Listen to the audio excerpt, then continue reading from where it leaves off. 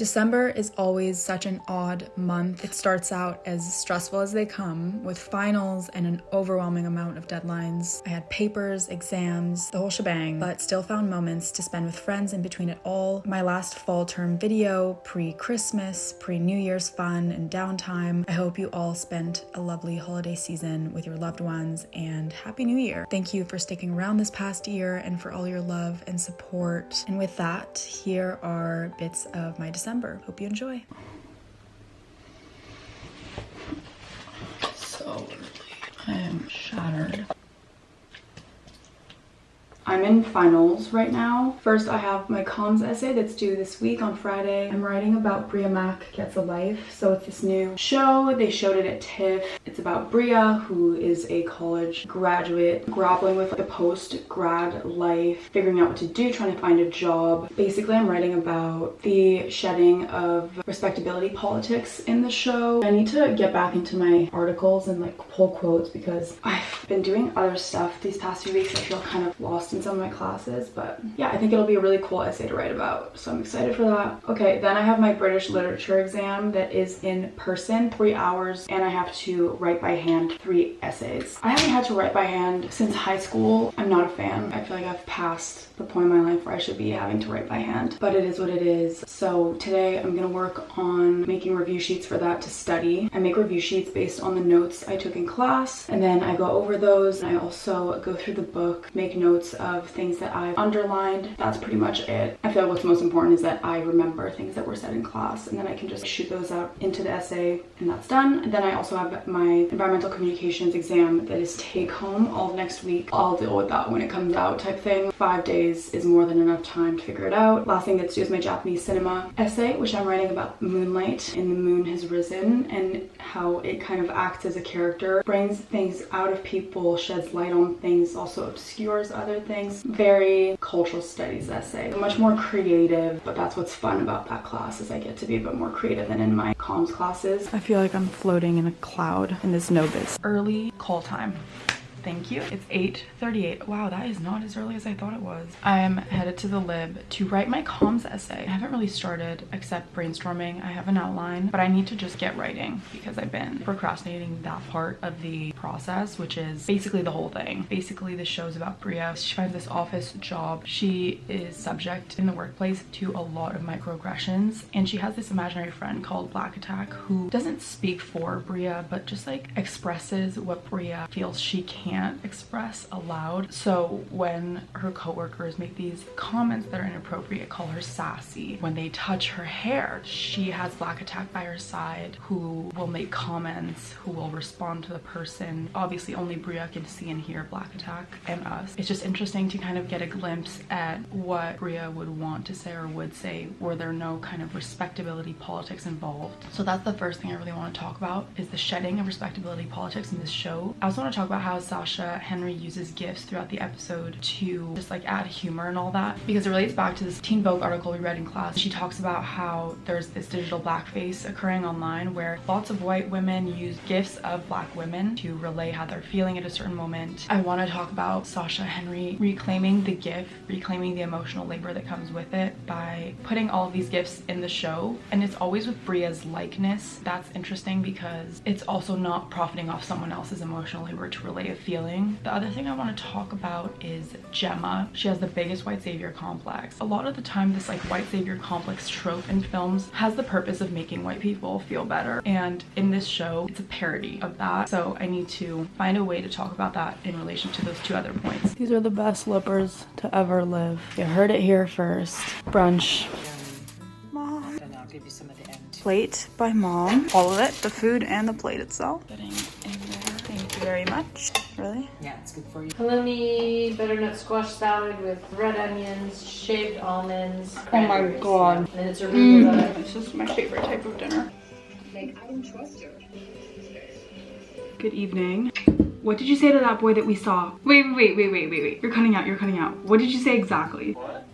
Did you text him after? Oh my god. What did he say? Ugh, I can't with boys. Okay, we're done. That's all I wanted to know. I just put a mask on my face. Just got these posters in from Desenio, and I put them in their frames. Obsessed is an understatement. Every year around the new year, I get in this mood of wanting to reorganize my room, change the layout, change the decor, and so I got to work over this break and put up my posters. If you've been watching me for a while, you know my room has always been plastered in posters, Desenio and otherwise, and in Copenhagen, the Desenio posters I had really made my room mine. I think posters are just such a great way to express, I guess, your interior design style, if that makes sense, and make a room your own. I have always been someone who likes a lot of color, and so I chose posters that are more colorful. It makes me happy. It brightens the room. Yeah, I just love Desenio. That said, I want to thank Desenio for sponsoring this video. They have such high quality, affordable wall art and posters and frames. Both the frames that my posters are in are from there. They have so much selection, so many different prints, different artists. So whatever your vibe is, whatever your style is, whatever you like, you'll find something for you on their website. They also update their collection regularly. So every time I go on their website, there's always new prints. It's fun because there's always new stuff coming out. Like I mentioned a bit later in this video, I'm extremely sensitive to my environment, and I think that putting up things on the walls that match your vibe and make you happy to see is essential to creating an environment that you feel happy and cozy in. And Desenio truly has something for everyone. They also ship to countries worldwide, including to the US within 2 to 4 days. So if you're in the new year mood of reorganizing your room and redecorating, you can get your hands on some posters super fast. And lastly, Desenio has its own in-house design team working to bring you unique and trendy designs you can really only find on their website. So check it out. I'll leave a link in my description that you guys can shop on. Thanks again, Desenio, for sponsoring this video. I have been reorganizing my sweaters for the past hour, decluttering the closet, getting rid of stuff. I need it to be that when I walk into my closet, it's only things that I wear. And it makes it so much easier and makes it a lot more fun to get ready in the morning, pick out a fun outfit. It's not as hard too because I can see everything that I have, whereas before it was horrible. I'm constantly recurating my closet. I'm getting better and better at pinpointing my style and pinpointing what pieces I like and being more selective and shopping more with a timeless mindset, getting pieces I know I'll like and want to wear for a very long time. It's a lot of fun. I just did the baby facial on my face. It's by Drunk Elephant, and it's supposed to make your face super soft and lisse. How do you say that in English? After I ate that delectable dinner, I cleaned my room. I cannot get anything done if my room is not clean. I don't really make my bed ever, which is so bad because apparently most people who end up being millionaires or something make their bed, which means I don't know what it means, but like maybe I should get on it. But it's just not in my nature. I don't wake up in the morning. It's not like something I ever think about. I don't sleep like super messy, so my bed is always just a bit undone, and it's like, you know what, it gives a little charm to the room. But everything else, I need it to be top shape. I can't have clothes on the ground ever. I can't have papers lying around. I can't have dirty dishes. Anything out of place, it just like rubs me the wrong way, and then I can't get anything done. I think I'm a bit OCD with certain things, and it's like when I have clothes that I don't like in my closet, anything laying around that's not in the spot that it should be, I hyperfixate on those things. And I honestly think that's such a big part of why I was scrambled and all over the place and kind of in a bad headspace last year, is because, in part, obviously not fully, my space was so not organized and so not nice. I don't even know how to explain it. I'm just so affected by my environment. Being in Copenhagen really gave me more of a minimalist mindset, more of a timeless mindset. I just did some editing, submitted some things to Aritzia, prepped an Instagram post. I have to post something tomorrow before I post my Aritzia thing, and it always takes me forever to cater my posts because I want it to be pretty and I want the colors to match. Like I said, I'm a bit of an obsessive person. It takes me forever to do really simple things. It is what it is. Today I got up earlier than I usually do. Usually I just let my body wake up naturally, and so having an alarm wake me up before my body was ready to wake up, it just threw me off. Also, if I don't put a matcha in my body first thing in the morning, it really sets off my mojo. I know that's not the right word. I always say mojo and it's definitely not mojo, but like it sets off my energy for the day. I don't know. So got to the lib and went straight to Dispatch to get a coffee. I'm not picky with my coffee. There's a lot of sugar in it and it tastes like coffee ice cream. You will not hear a peep from me. However, if there's no sweetener in it, you will hear quite a few peeps because that shit is gross. Although I'm not a coffee connoisseur, I can tell good coffee from bad black coffee, and Dispatch has really good coffee. Wrote most of my comms essay. It's actually coming together really well. Then I went to meet with my prof. He gave me my essay back. The essay I was talking about last week about Catholicism, and I was saying how I felt iffy about it because I thought my thesis was quite ambitious for the number of words. Honestly, it was a challenge because it forced me to be so concise, which I struggle with. If I can say something in 5 words, you can count on me to tell you it in 20. Not my strong suit. That was a really good exercise, having to go from being 1,000 words over the word count, and I felt like I was cutting out things that were important, but my prof really liked the essay, so that was a relief. And he also gave me some really good pointers on how to write better. I struggle with intros. I have these ideas and it sounds good in my head, and then it just doesn't necessarily sound that great on paper. And then he just gave me really good advice on how to rearrange my intro to make it better, make it less repetitive, and make it make sense to someone who's just reading it for the first time.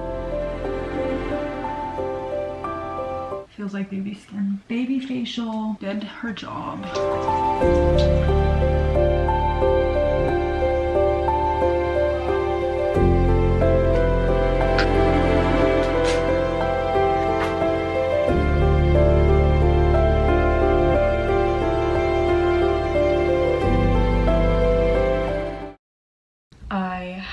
A replica Maison Margiela event this morning, which I'm headed to soon.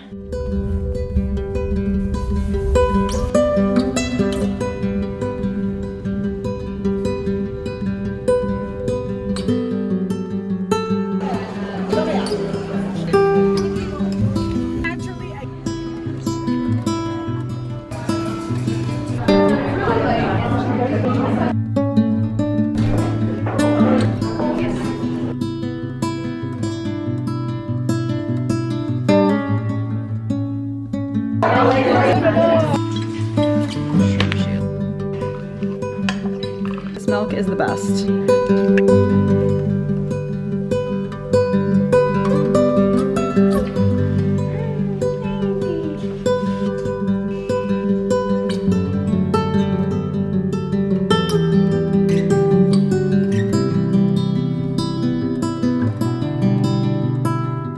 Been so gross out lately, but look, sun. It's honestly all we can ask for this time of year.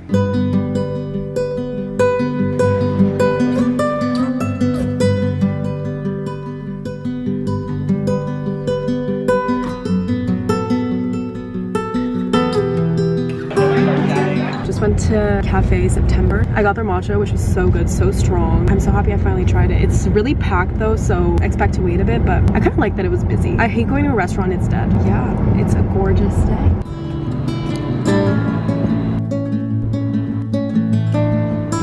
I hope you enjoy these videos as much as I love making them, and that you take them as a reminder to be present and to enjoy the small things. I'm truly so grateful for every single one of you.